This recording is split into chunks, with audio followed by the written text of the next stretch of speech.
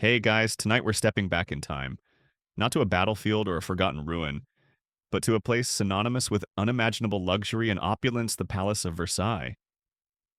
When you think of Versailles, you probably picture glittering chandeliers, endless ballrooms, and courtiers draped in silks. It's the epitome of royal grandeur, a monument to absolute power and refined taste. But what if I told you that beneath that shimmering facade, life at Versailles often, well, sucked? Seriously, you might imagine living like a king, but trust me, you probably wouldn't last a week without feeling utterly miserable. So, before you get comfortable, take a moment to like the video and subscribe, but only if you genuinely enjoy what I do here.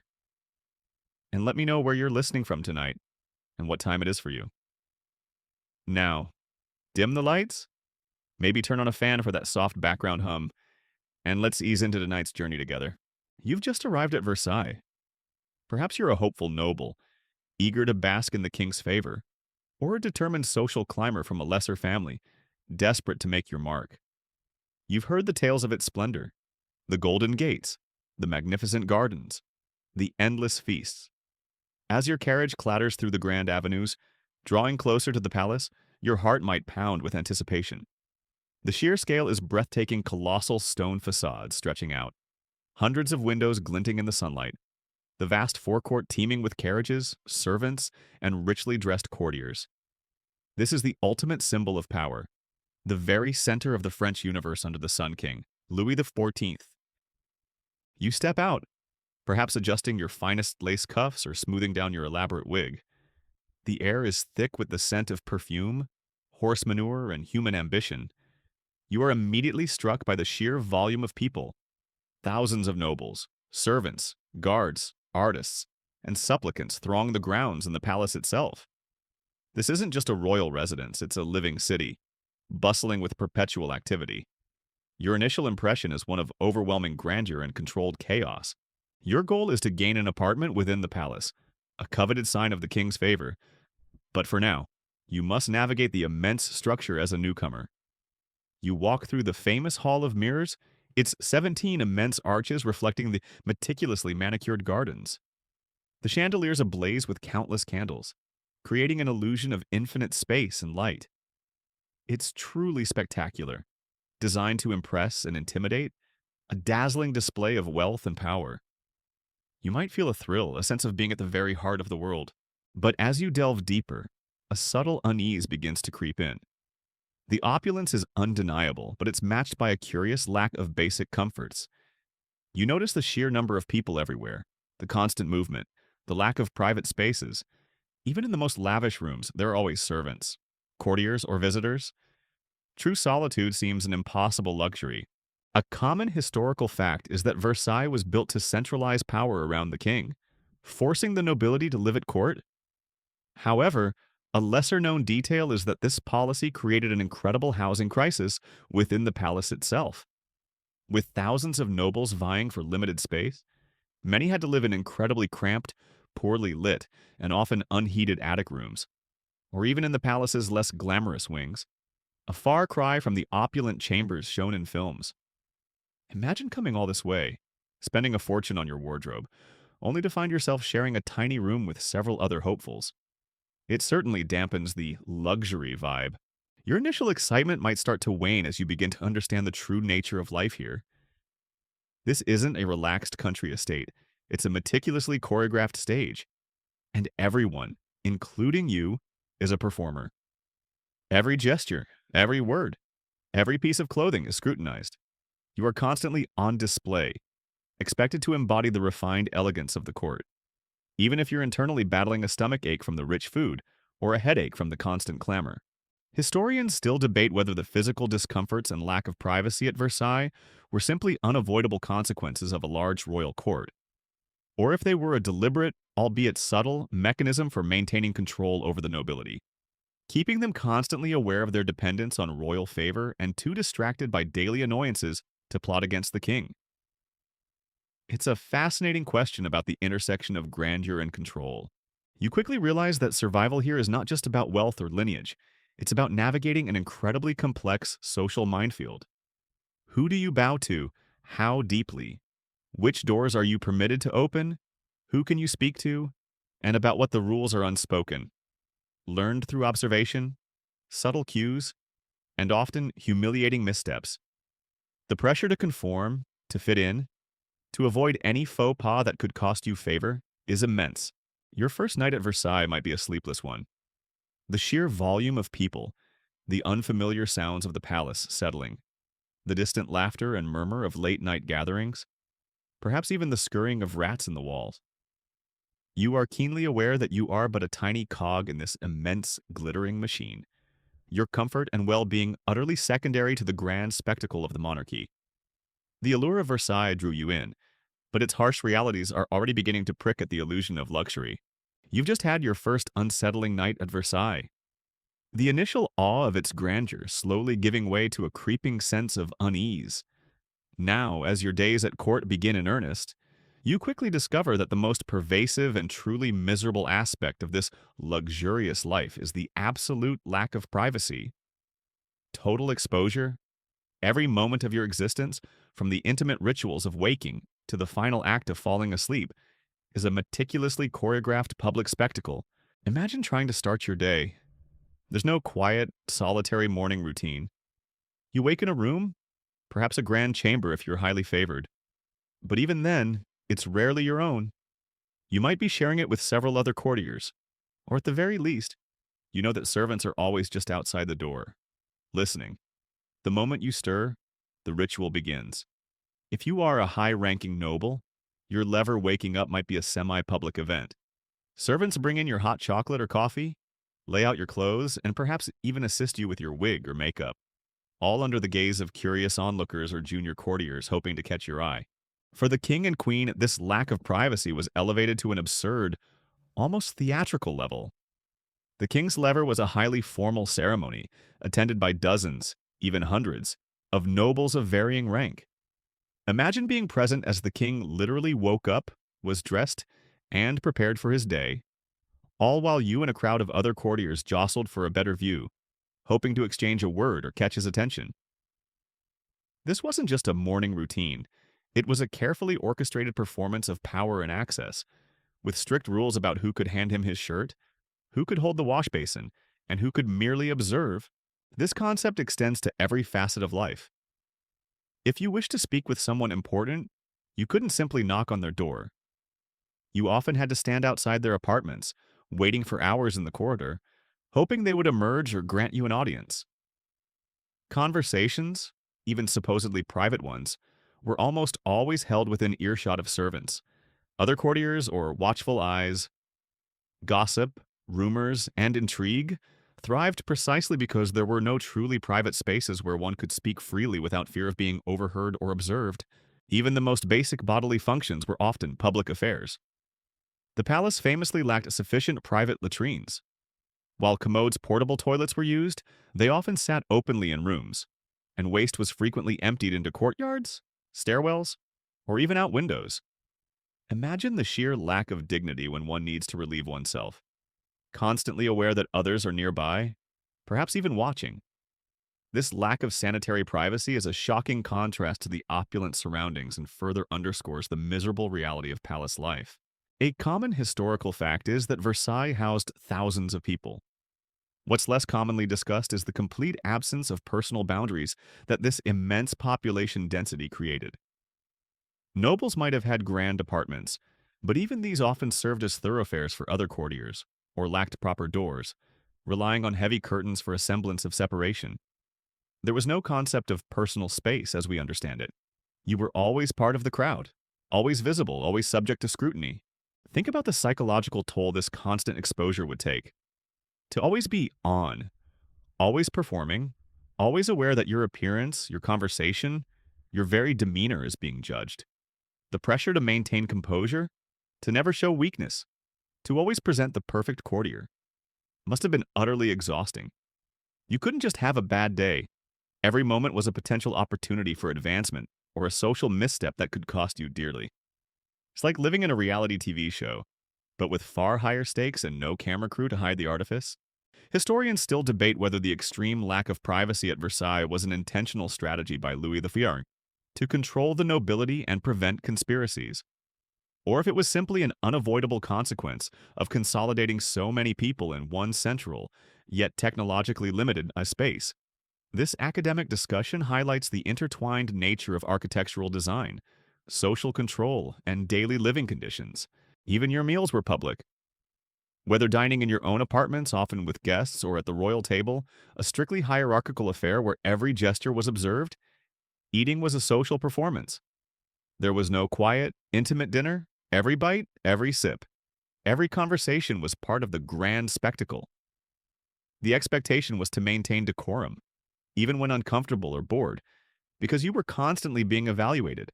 As evening approached, the lack of privacy continued. If you were important enough, your couch or going to bed might also be a semi-public affair, mirroring the morning lever. For others, even in their shared rooms. The sounds and movements of multiple people trying to sleep in close quarters would be a constant presence. True quiet, true solitude, was almost impossible to achieve. The palace hummed with human activity day and night, a constant reminder that you were never truly alone, never truly off stage.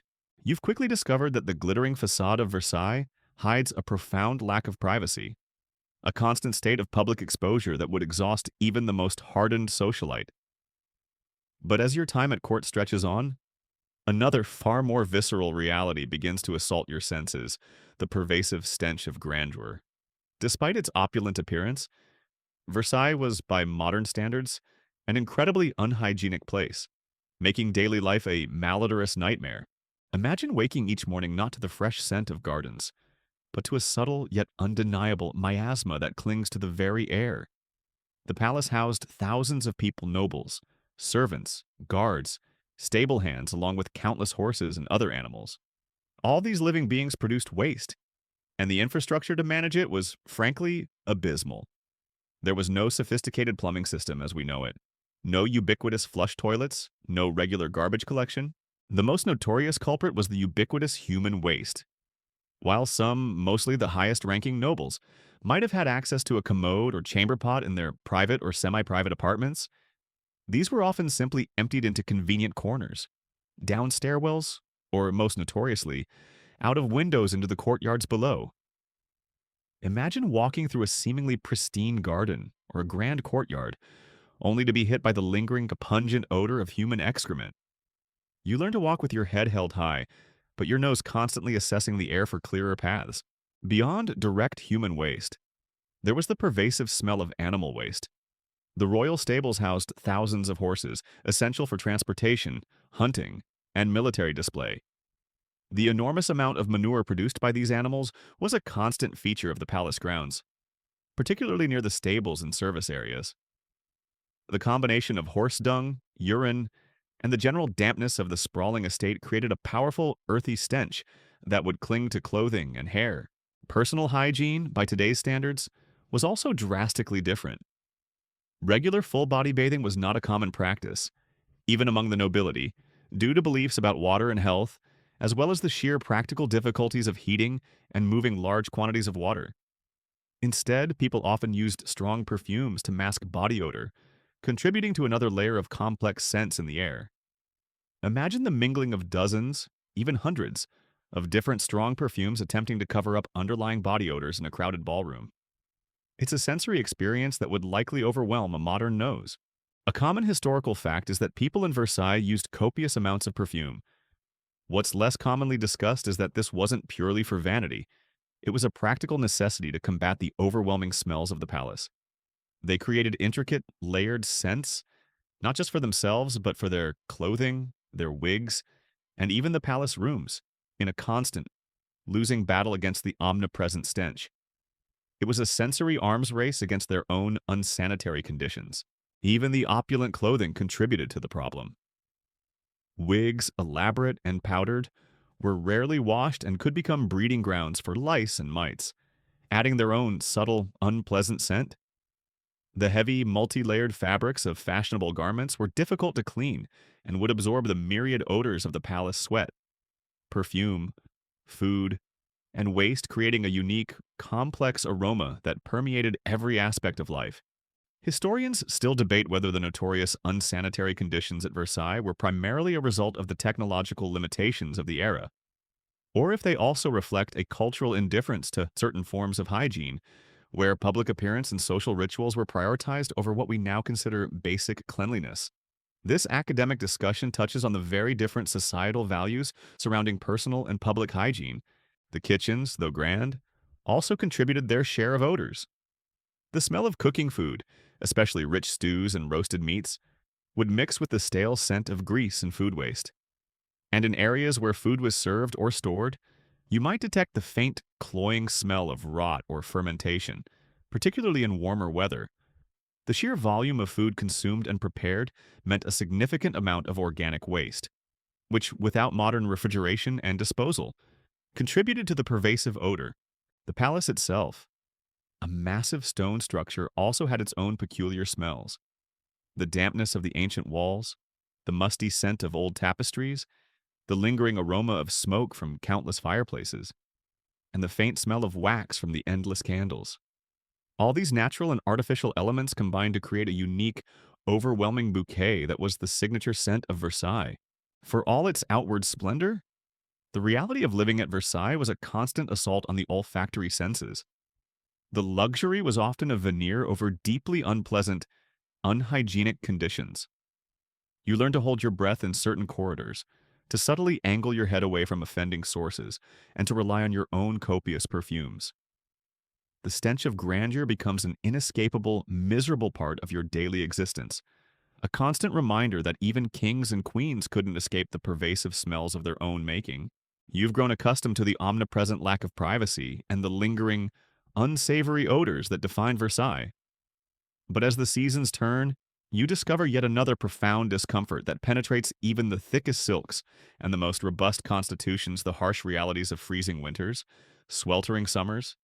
The palace, for all its architectural majesty, was surprisingly inefficient at climate control, making life inside surprisingly harsh. Imagine the biting cold of a Parisian winter descending upon Versailles. The palace, built with massive stone walls and immense, often drafty windows, was notoriously difficult to heat. While fireplaces existed in many chambers, they were often insufficient to warm the vast, high-ceilinged rooms. Fuel was expensive, and even with roaring fires, the warmth often didn't extend far beyond the immediate hearth. You'd find yourself huddled close to the flames, perhaps wearing layers of heavy wool and fur, yet still feeling a penetrating chill deep in your bones. The corridors, notoriously long and wide, were essentially unheated. Imagine hurrying through these vast stone arteries, the cold air clinging to you, your breath misting in front of your face. Nobles would sometimes keep small, portable braziers or foot warmers filled with hot coals, a tiny, localized comfort in the otherwise frigid environment. But even these offered only marginal relief. Ink would freeze in inkwells, wine would turn to slush in decanters, and the very air would feel sharp and cutting, particularly in the mornings. Sleep, in such conditions, was often a struggle. Your grand bedchamber, if you were lucky enough to have one, might be beautiful, but it was likely frigid. You'd pile on blankets, perhaps even sleep with a warming pan filled with hot coals, but the pervasive cold would seep in, making restful sleep difficult. Waking up to an icy room, having to face the day's rituals in bone-chilling temperatures, was a constant, miserable reality for many months of the year. A common historical fact is that Louis XIV suffered from gout, and cold was particularly painful for him, yet even he struggled with the palace's heating. What's less commonly discussed is that the lack of proper insulation and the sheer scale of the building meant that even the royal family often resorted to rather simple, yet ingenious methods of staying warm. They would wear multiple layers of heavy clothing, use fur-lined cloaks indoors, and even have servants carry their personal braziers from room to room, a constant battle against the permeating chill. Then comes summer, and the pendulum swings to the opposite extreme. The same massive windows that allowed drafts in winter now invite the blazing summer sun, turning the unventilated rooms into sweltering ovens. The thick velvet curtains and heavy tapestries, designed for warmth and grandeur in winter, now trap heat, making the air stagnant and oppressive. Imagine trying to maintain courtly elegance, your elaborate wig, your heavy silks, your layers of clothing while sweating profusely in a hot, crowded ballroom. The heat was relentless, making even simple tasks feel utterly draining.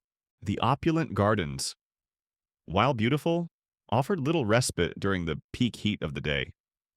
The sun beat down on the gravel paths and meticulously trimmed hedges, radiating heat back into the air. Even the fountains, while visually refreshing, did little to cool the oppressive humidity. You'd seek out any sliver of shade, any hint of a breeze, in a desperate attempt to find relief from the stifling heat.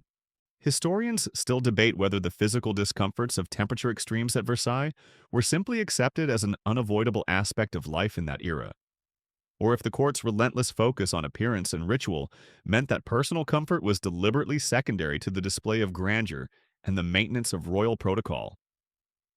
This academic discussion touches on the surprising stoicism, or perhaps enforced endurance, of the aristocracy. The grand feasts, while a display of abundance, could become an ordeal in the summer heat. Rich, heavy foods, often prepared hours in advance without modern refrigeration, would quickly become unappetizing. The sheer number of bodies packed into the dining halls would further raise the temperature, making eating a stuffy, uncomfortable experience. You would long for a breath of fresh, cool air, a luxury rarely afforded. Even the simple act of sleeping in summer was a misery. The heavy brocade of the bedding, the lack of air circulation, and the lingering heat of the day would make your chambers stifling. You'd toss and turn, perhaps resorting to sleeping with windows open, despite the risk of insects or night drafts, in a desperate attempt to find a moment of cool reprieve.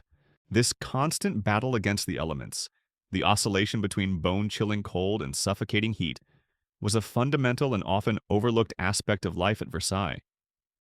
The palace, for all its gilded splendor, offered little in the way of true climate comfort, making the lives of those who inhabited it surprisingly arduous, a gilded misery regardless of the season.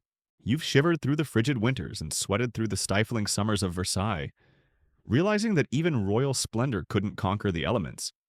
But now you face perhaps the most uniquely miserable aspect of palace life, the ceaseless, bewildering, and often absurd demands of the etiquette gauntlet. Navigating the endless, unwritten rules of court behavior defines your daily existence, transforming simple actions into high-stakes social performances. Imagine a world where every gesture, every word, every movement is scrutinized and codified. You don't simply walk into a room. You enter according to your rank, bowing to specific individuals and maintaining a precise distance. You don't just speak. You address people with exact titles and honorifics, using specific phrases depending on their social standing and your relationship to them.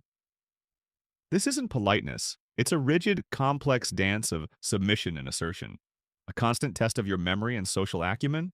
The etiquette extended to the most mundane aspects of life. Consider the simple act of sitting. You couldn't just pull up a chair. Only those of certain rank were permitted to sit in the king's presence. And even then, there were different types of chairs: a stool for some, an armchair for others, a tabouret, a small footstool for ladies of specific standing. Imagine the humiliation of accidentally sitting in a chair you weren't entitled to, a grave social error that could brand you as an ignorant provincial and cost you any hope of advancement. The king's lever waking up ceremony and coucher going to bed ceremony were prime examples of this elaborate etiquette. These weren't private moments, but highly formalized public rituals. Nobles would literally jostle and push to gain the honor of handing the king his shirt or holding the candle as he retired. Each role was meticulously assigned based on strict hierarchy, and the slightest deviation was a serious offense. You, a hopeful courtier, would spend hours simply observing, trying to commit these countless, intricate rules to memory. It's like a never-ending, high-stakes game of Simon Says, but with far worse consequences for failure. A common historical fact is that Louis XV used elaborate court etiquette to control his nobility. What's less commonly discussed is just how incredibly complex and often illogical these rules could be, often designed specifically to keep courtiers preoccupied and vying for favor rather than plotting against the crown. The constant pressure to remember and perform these intricate rituals was a full-time job, a mental burden that left little room for independent thought or action. It was, in essence, a form of soft power, manipulating behavior through rigid social demands. Think about the sheer number of people you needed to know and understand. Not just the royal family, but hundreds of dukes, duchesses, counts, countesses, marquises, and their various entourages. You had to memorize their names, their titles, their relationships, their current standing with the king, and the precise level of deference due to each. A faux pas with a powerful noble could lead to social ostracism or even direct enmity, crippling your chances at court. It was a terrifying social matrix, constantly shifting with the currents of royal favor. Historians still debate whether the extreme complexity and rigidity of Versailles etiquette was primarily a masterful tool of social control designed to humble and occupy the nobility, or if it also reflected a genuine belief among the aristocracy in the inherent sacredness and order of the monarchical system itself. This academic discussion highlights the intertwined nature of power and cultural belief. Even walking through the palace had its rules. You had to know which corridors were reserved for certain ranks, which doors you were permitted to use, and how to navigate the crowded thoroughfares without causing offense. Imagine trying to discreetly pass through a room where the king was engaged in conversation, without drawing attention but also without appearing disrespectful. It's a constant, performative ballet, every step a potential misstep. The etiquette extended to your clothing, your speech, your posture, and even your facial expressions. You had to master the subtle art of looking attentive without staring, of being charming without appearing impertinent, of showing respect without seeming servile. It was a performance that never ended, a constant draining of your mental and emotional energy, all for the fleeting hope of royal acknowledgement. This endless etiquette gauntlet was not just a social nicety, it was a psychological weapon. It kept the nobility perpetually anxious, perpetually competing, and perpetually dependent on the king's approval to navigate their daily lives. For you, a new courtier, it transforms every interaction into a terrifying test, every moment a potential pitfall. The luxury of Versailles began to feel less like a privilege and more like a beautifully gilded, incredibly demanding prison. You've been navigating the relentless social gauntlet of Versailles, where every bow and every word is a calculated risk.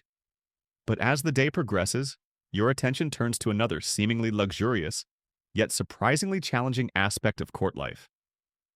Food feast or famine meals at Versailles were rarely simple acts of nourishment. They were elaborate social battlegrounds, often more about display and political maneuvering than about satisfying hunger. Imagine a grand feast in the king's apartment or the Great Hall. The sheer volume and variety of food presented are astounding. Platters laden with roasted meats, delicate pastries, exotic fruits, and mountains of bread stretch across tables. The air is thick with the aroma of spices, wine, and elaborate sauces. This is a display of immense wealth and power, a visual feast designed to impress foreign dignitaries and awe the nobility. You might feel your stomach rumble in anticipation, thinking of the rich abundance. However, the reality of actually eating at these feasts was often quite different from the image of indulgent consumption. For many courtiers, especially those lower in rank, the food, while plentiful, might not be easily accessible. You might be standing for hours, waiting for a chance to approach the table, jostling with others. By the time you get close, the choicest cuts might be gone, and what remains could be lukewarm or picked over. This wasn't a buffet where you could leisurely select your meal. It was a highly competitive event. The etiquette surrounding meals was as rigid as any other court ritual. Eating at the king's table was the ultimate honor, but it came with immense pressure. You had to maintain perfect posture, use specific utensils often shared or uncleaned by modern standards, and adhere to strict rules about how you received food, how you ate it, and how you interacted with those around you. Imagine trying to eat elegantly while constantly aware of dozens of eyes watching your every move, judging your table manners. It transforms a simple act into an anxiety-inducing performance. A common historical fact is that Louis XIV had a notoriously large appetite and enjoyed rich foods. What's less commonly discussed is that despite the apparent abundance, the quality and safety of the food could be highly inconsistent. Without modern refrigeration, food spoiled quickly, especially in the vast, often warm kitchens and transport areas of the palace. While the royal family had food tasters, lower-ranking courtiers often faced the risk of consuming food that was less than fresh, leading to frequent stomach ailments. It was truly a case of feast or famine for your digestive system. Think about the logistical nightmare of feeding thousands of people daily without modern conveniences. Food had to be transported from distant kitchens, often across open courtyards, subject to the elements and potential contamination. The sheer volume meant that freshness was a constant challenge. You might be served a magnificent looking dish, only to find it cold, greasy, or subtly off flavor. But you dared not complain, lest you appear ungrateful or unrefined. Historians still debate whether the elaborate, performative nature of meals at Versailles was primarily a symbol of royal power and abundance, or if it inadvertently led to widespread dissatisfaction and health issues among the courtiers due to the practical challenges of serving such quantities of food in an unsanitary environment. This academic discussion highlights the stark contrast between appearances and practical realities. Moreover, meals were often used for political maneuvering. You might be offered a coveted seat at a particular table, a subtle sign of favor, or you might be deliberately excluded, a clear signal of your current standing. Conversations at the dinner table were rarely casual. They were opportunities for networking, for subtle gossip, for relaying messages, and for observing who was speaking to whom. Even eating became another layer in the intricate game of court politics. For those less fortunate, who couldn't afford lavish private meals or gain access to the royal tables, sustenance could be a constant struggle. Despite living in a palace of immense wealth, some courtiers and their numerous servants might go hungry, relying on scraps, or having to purchase expensive, often meager meals from vendors on the palace grounds. The paradox of potential starvation amidst unparalleled opulence was a cruel reality for many. So, while the image of a grand feast at Versailles conjures visions of endless indulgence, the reality was often a far more complex and challenging experience. It was a place where food was both a display of power and a source of constant discomfort, a battlefield of etiquette and an ever-present risk to your well-being. Making even the simple act of eating a miserable part of your daily existence, you've navigated the social battlegrounds of meals and shivered through the palace's climate extremes. Yet, amidst the glittering chandeliers and silken gowns, a far more insidious threat constantly loomed over life at Versailles, disease and death's shadow. The sheer density of its population, coupled with the era's rudimentary understanding of hygiene and medicine, made the palace a fertile ground for illness, where even minor ailments could rapidly turn fatal. Imagine living in a confined space with thousands of people, constantly interacting, sharing air, and passing through the same crowded corridors. This extreme proximity was a perfect breeding ground for contagions. A simple cold could quickly become a rampant cough throughout the court. A stomach bug, brought in by a new visitor or from contaminated food, could sweep through the palace, incapacitating dozens, from scullery maids to high-ranking dukes. There was no concept of germ theory as we understand it, no isolation protocols, and little understanding of how diseases spread. Outbreaks of more serious illnesses were a terrifying reality. Smallpox, measles, influenza, and various forms of fever were recurrent visitors to Versailles, often cutting swaths through the population regardless of rank. Imagine the fear that would grip the court when a new illness emerged, knowing that escape was often impossible within the palace walls, and that anyone, even the king himself, could fall victim. You would witness courtiers, vibrant and healthy one day, succumb to a rapid fever the next, their lavish apartments suddenly hushed and mournful. The medical practices of the era, while well-intentioned, were often ineffective and sometimes even harmful. Bleeding phlebotomy, purging inducing vomiting or diarrhea, and the application of various herbal concoctions were common treatments. Imagine a doctor, powdered wig and all, gravely bleeding a noble to balance their humors. While the patient grew weaker, infections from surgical procedures were rampant, and basic hygiene in medical settings was non-existent. A broken leg could lead to gangrene, a toothache to a fatal infection. A common historical fact is that Louis XIV had a notoriously strong constitution, enduring numerous illnesses and medical procedures, including a painful anal fistula operation. What's less commonly discussed is that despite the presence of the era's most esteemed physicians at court, their understanding of disease was so limited that even basic hygiene practices that we take for granted, like hand washing or sterilizing instruments, were unknown. The best medical care available was still largely based on outdated theories and often made little difference, or even worsened, patient outcomes. Think about the psychological toll of living under this constant threat. Every cough from a neighbor, every pallid face, every whisper of a new fever would trigger anxiety. You would learn to interpret the subtle signs of illness, to recognize the characteristic cough of consumption or the telltale rash of smallpox. There was a pervasive fatalism, a grim acceptance that death was a constant, intimate companion, hovering over even the most magnificent balls and banquets. Historians still debate whether the high mortality rates and frequent outbreaks of disease at Versailles were primarily due to the inherent limitations of 17th and 18th century medicine and public health, or if the court's unique social structure and the deliberate concentration of so many people in one place exacerbated these health challenges beyond what might have been experienced by other segments of society. This academic discussion highlights the human cost of centralized power and the unique vulnerabilities of court life. The living conditions themselves, particularly for the thousands of lower-ranking servants and the less fortunate courtiers, further fueled the spread of disease. Cramped, unventilated rooms, shared beds, and limited access to clean water or proper sanitation created perfect conditions for pathogens to thrive. While the king might have had a grand private chamber, the sheer volume of bodies within the palace meant that infection was always just a breath away. Even the rituals of mourning were constant reminders of death's omnipresence. The sudden shift from joyous celebrations to somber periods of black crepe and hushed tones when a royal family member or prominent noble died was a regular occurrence.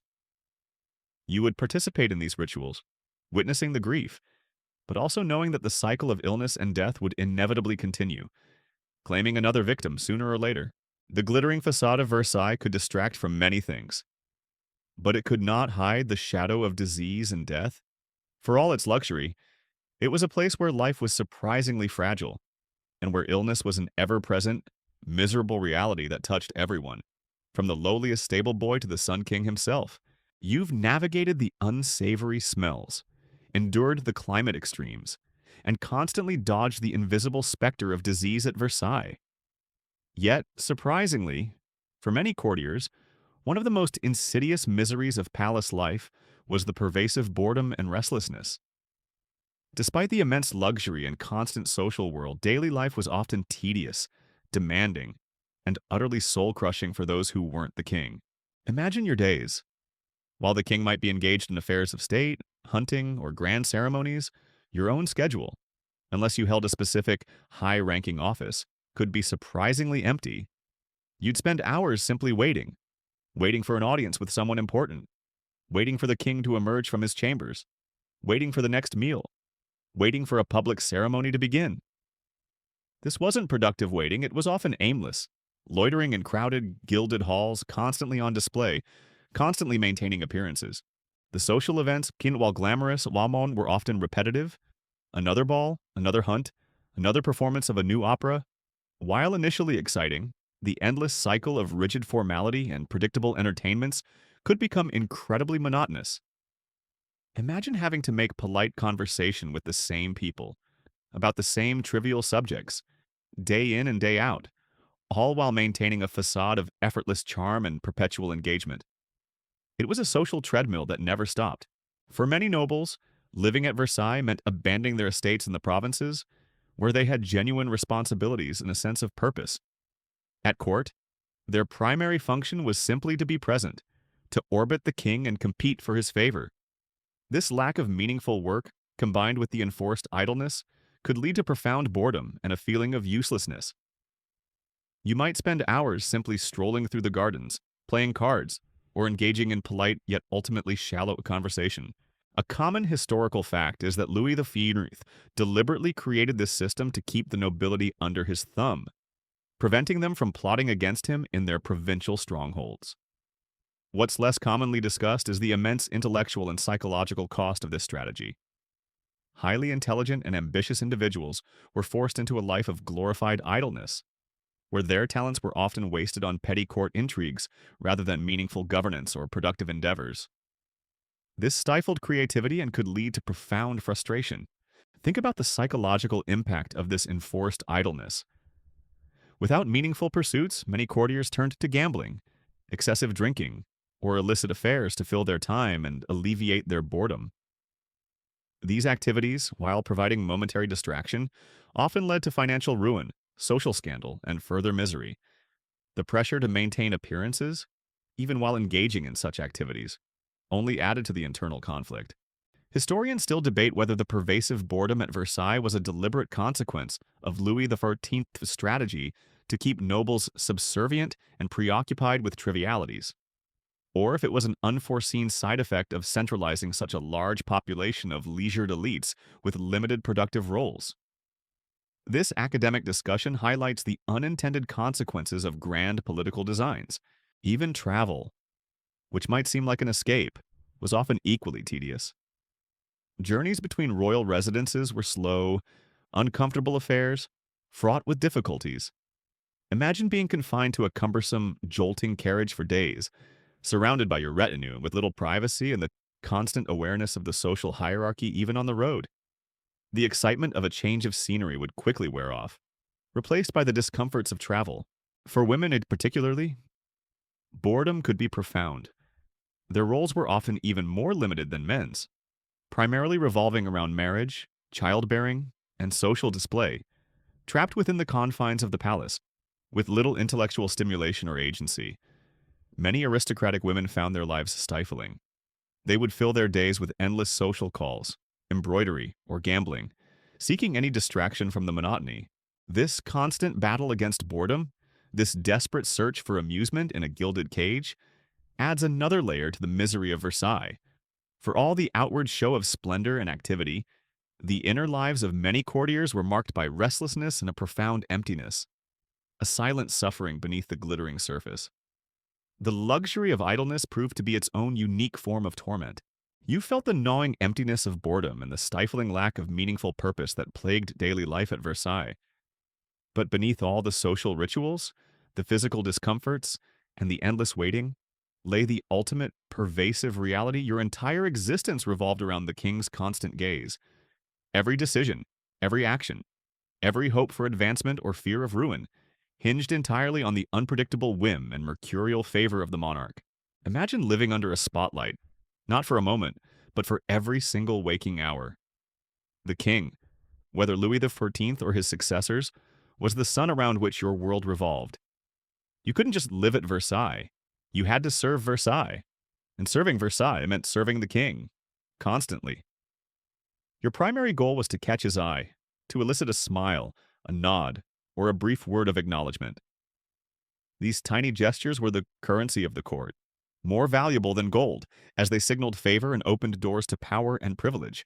This constant need for royal recognition meant that your personality, your genuine interests, and your personal desires were utterly secondary.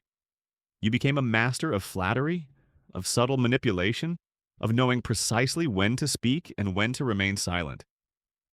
You'd spend hours perfecting a compliment, devising a witty remark, or arranging your attire to stand out, but not too much, in the hopes of catching his attention. It's like a never-ending job interview where the interviewer is constantly distracted, often irritable, and holds your entire future in his hands. The king's personal schedule dictated everyone else's. If he decided to go hunting, you dressed for the hunt, regardless of your personal preference or the weather. If he chose to play cards late into the night, you remained awake and attentive. If he granted an audience, you waited for hours, perhaps days, for your fleeting moment to present a petition or request a favor. Your autonomy was virtually non-existent, your life a series of reactions to royal whim. A common historical fact is that Louis XIV used the court to domesticate the powerful nobility, forcing them to live at Versailles and compete for his favor. What's less commonly discussed is the profound psychological dependency this system created. Courtiers became utterly reliant on the king's approval for their social standing, their financial well-being, and even their sense of self-worth. This created a culture of sycophancy and constant anxiety, where genuine merit often mattered less than the ability to please the monarch. It was a subtle form of mental enslavement. Think about the sheer anxiety this would produce. One day, the king might smile upon you, granting you a lucrative position or a beautiful apartment. The next, a rival might whisper a damaging rumor, or you might make an accidental faux pas. And suddenly, you are in disfavor. There was no recourse, no appeals process. The king's decision was final, absolute. This constant tightrope walk, where your entire future could be undone by a single misstep or a sudden change in royal mood, must have been utterly terrifying. Historians still debate whether Louis XIV.'s meticulous control over his court and his courtiers' lives, though seemingly tyrannical, ultimately contributed to the stability of the French monarchy for generations by preventing aristocratic rebellion, or if it instead fostered a superficial court culture that ultimately weakened the state by alienating genuine talent and neglecting the pressing issues of the common people. This academic discussion highlights the long-term, complex consequences of such centralized power.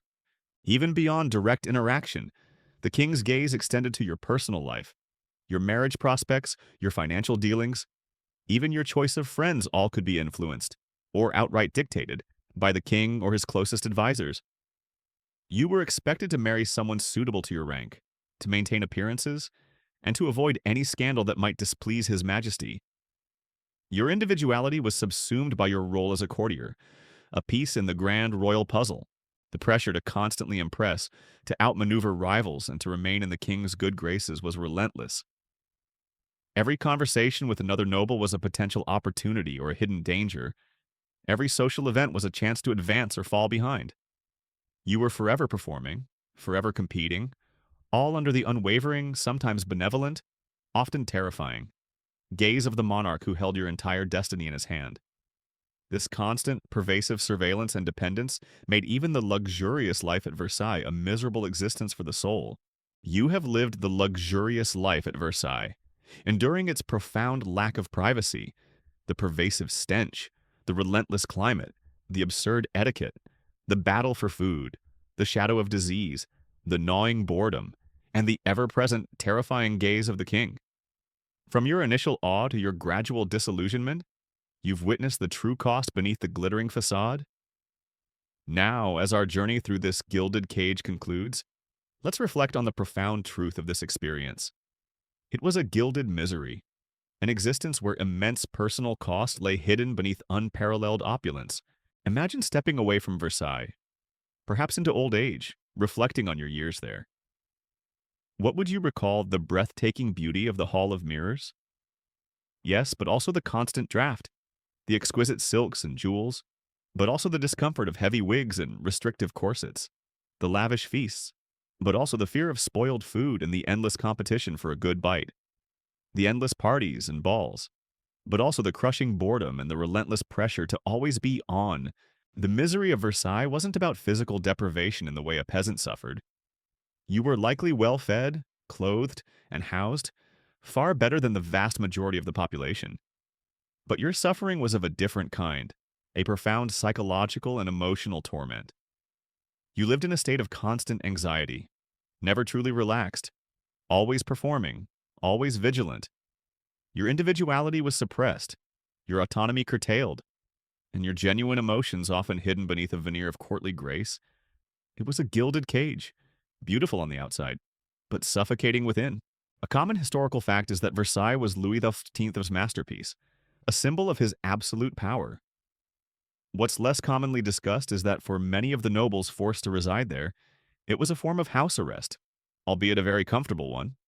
Their presence was mandatory, their lives regimented, and their ambitions channeled into petty social rivalries rather than genuine political threats. The palace was a brilliant strategic move to control a powerful and potentially rebellious aristocracy, but it came at a significant human cost to the individuals trapped within its splendor. Think about the sheer waste of human potential. Brilliant minds, capable administrators, courageous warriors, many were reduced to vying for the honor of handing the king his shirt, or endlessly gossiping in drawing rooms. Their energy was consumed by the relentless pursuit of royal favor, rather than productive endeavors that could have genuinely benefited France. This was a deliberate strategy, but its long-term impact on the kingdom was arguably detrimental. Historians still debate whether the unique social and psychological conditions at Versailles, designed to centralize power and control the nobility, inadvertently contributed to the detachment of the French aristocracy from the realities of their country, a factor that eventually played a role in the French Revolution. This academic discussion highlights the far-reaching and unintended consequences of such an extreme lifestyle. Your days were a constant tightrope walk, One wrong word, one accidental slight, one moment of genuine exhaustion or unhappiness could lead to public humiliation, a loss of favor, or even banishment. This meant living in a perpetual state of vigilance, a quiet terror lurking beneath the surface of every polite smile and whispered compliment. The external opulence served to mask this internal struggle, making it even more isolating. Ultimately, Versailles was a performance, a grand illusion designed to project absolute power and divine right. And you, the courtier, were an integral part of that performance. Your luxurious life was merely a role in this grand play, a sacrifice of personal freedom and genuine well-being for the sake of appearances and the fleeting hope of royal recognition. The misery was real, a hidden price paid for the glittering illusion.